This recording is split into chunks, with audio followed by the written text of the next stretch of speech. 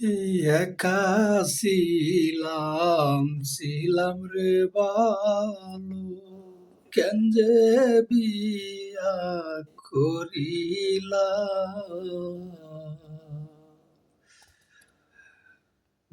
একা ছিলাম রে ভালো, কেন যে বিয়া করিলাম।